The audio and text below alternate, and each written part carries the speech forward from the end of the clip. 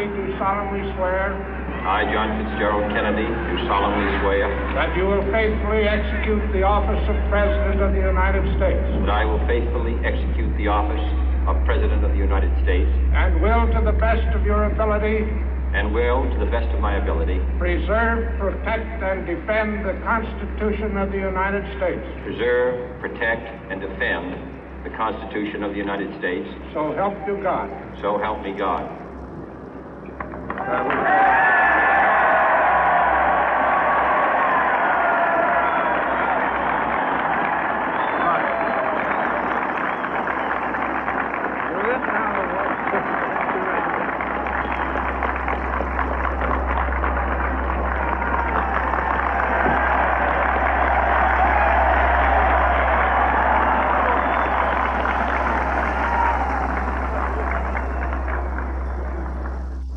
Vice President Johnson, Mr. Speaker, Mr. Chief Justice, President Eisenhower, Vice President Nixon, President Truman, Reverend clergy, fellow citizens.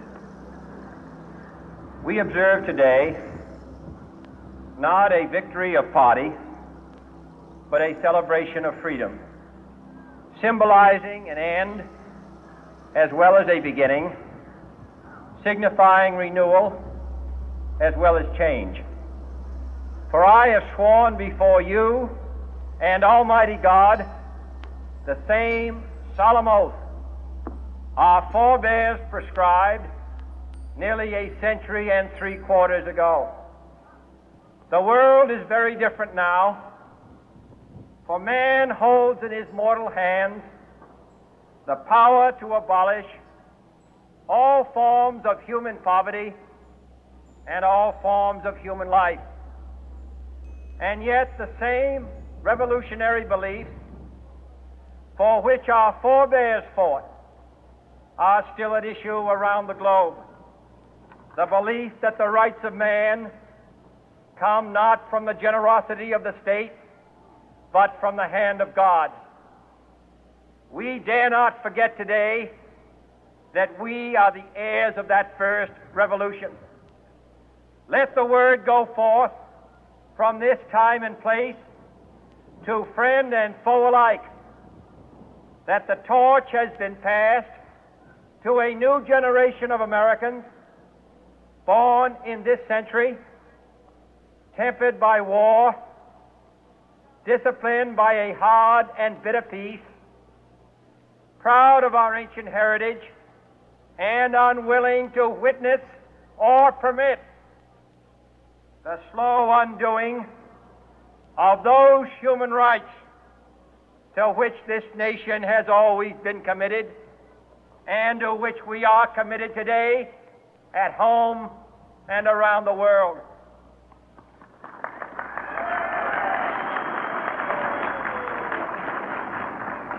Let every nation know, whether it wishes us well or ill, that we shall pay any price, bear any burden, meet any hardship, support any friend, oppose any foe to assure the survival and the success of liberty.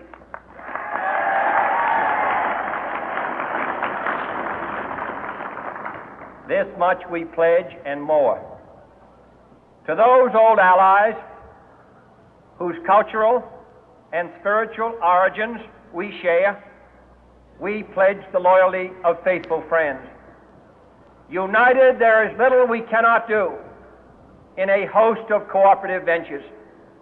Divided, there is little we can do, for we dare not meet a powerful challenge at odds and split asunder.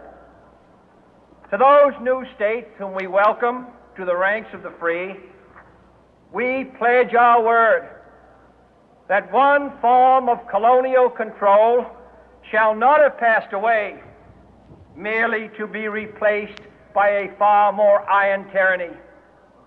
We shall not always expect to find them supporting our view, but we shall always hope to find them strongly supporting their own freedom and to remember that in the past, those who foolishly sought power by riding the back of the tiger ended up inside.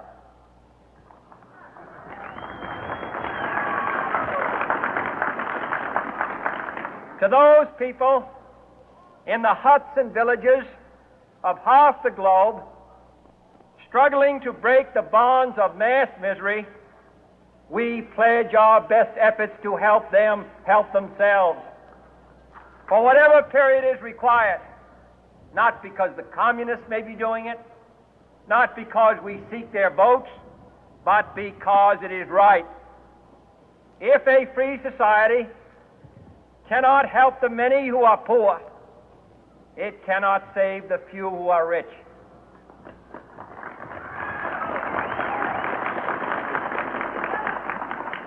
To our sister republics south of our border, we offer a special pledge to convert our good words into good deeds, in a new alliance for progress, to assist free men and free governments in casting off the chains of poverty.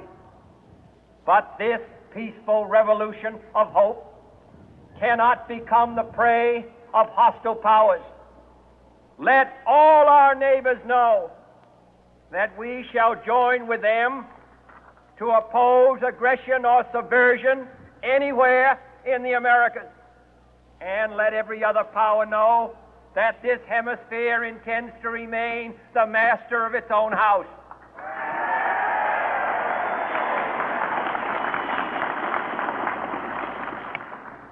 To that World Assembly of Sovereign States, the United Nations, our last best hope, in an age where the instruments of war have far outpaced the instruments of peace, we renew our pledge of support to prevent it from becoming merely a forum for invective, to strengthen its shield of the new and the weak, and to enlarge the area in which its writ may run. Finally, to those nations who would make themselves our adversary, we offer not a pledge, but a request that both sides begin anew the quest for peace. Before the dark powers of destruction, unleashed by science, engulf all humanity in planned or accidental self-destruction, we dare not tempt them with weakness, for only when our arms are sufficient beyond doubt can we be certain beyond doubt that they will never be employed. But neither can two great and powerful groups of nations take comfort from our present course, both sides overburdened by the cost of modern weapons, both rightly alarmed by the steady spread of the deadly atom, yet both racing to alter that uncertain balance of terror that stays the hand of mankind's final war. So let us begin anew, remembering on both sides that civility is not a sign of weakness, and sincerity is always subject to proof. Let us never negotiate out of fear, but let us never fear to negotiate.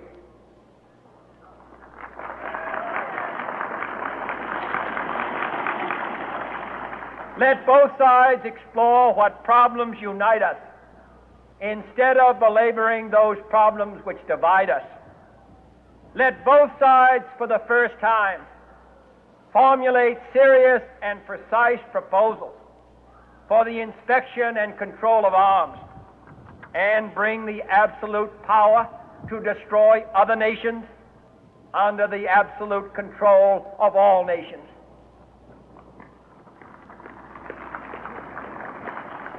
Let both sides seek to invoke the wonders of science instead of its terrors. Together, let us explore the stars, conquer the deserts, eradicate disease, tap the ocean depth, and encourage the arts and commerce. Let both sides unite to heed in all corners of the earth the command of Isaiah to undo the heavy burden and let the oppressed go free.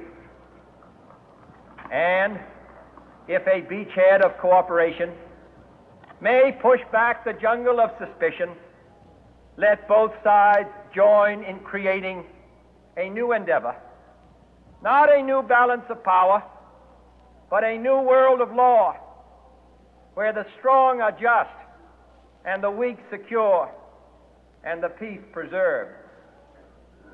All this will not be finished in the first 100 days, nor will it be finished in the first 1,000 days, nor in the life of this administration, nor even perhaps in our lifetime on this planet. But let us begin.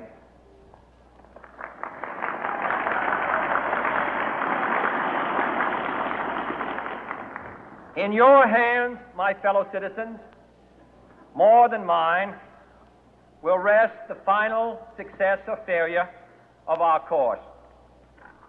Since this country was founded, each generation of Americans has been summoned to give testimony to its national loyalty. The graves of young Americans who answered the call to service surround the globe. Now the trumpet summons us again, not as a call to bear arms, though arms we need, not as a call to battle, though in battle we are, but a call to bear the burden of a long twilight struggle, year in and year out, rejoicing in hope, patient in tribulation, a struggle against the common enemies of man, tyranny, poverty, disease, and war itself. Can we forge against these enemies a grand and global alliance, north and south, east and west, that can assure a more fruitful life for all mankind? Will you join in that historic effort?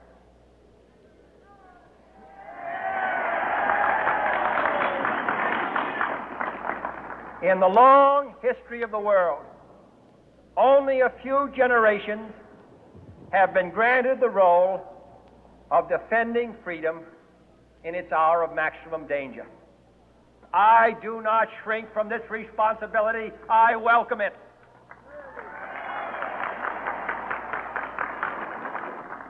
I do not believe that any of us would exchange places with any other people or any other generation. The energy, the faith, the devotion which we bring to this endeavor will light our country and all who serve it. And the glow from that fire can truly light the world. And so, my fellow Americans, ask not what your country can do for you, ask what you can do for your country.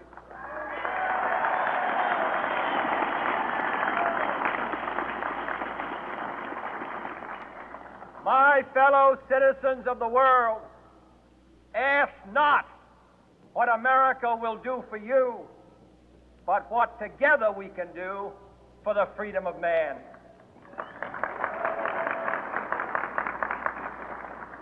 Finally, whether you are citizens of America or citizens of the world, ask of us here the same high standards of strength and sacrifice which we ask of you. With a good conscience, our only sure reward, with history the final judge of our deeds, let us go forth to lead the land we love, asking His blessing and His help, but knowing that here on earth God's work must truly be our own.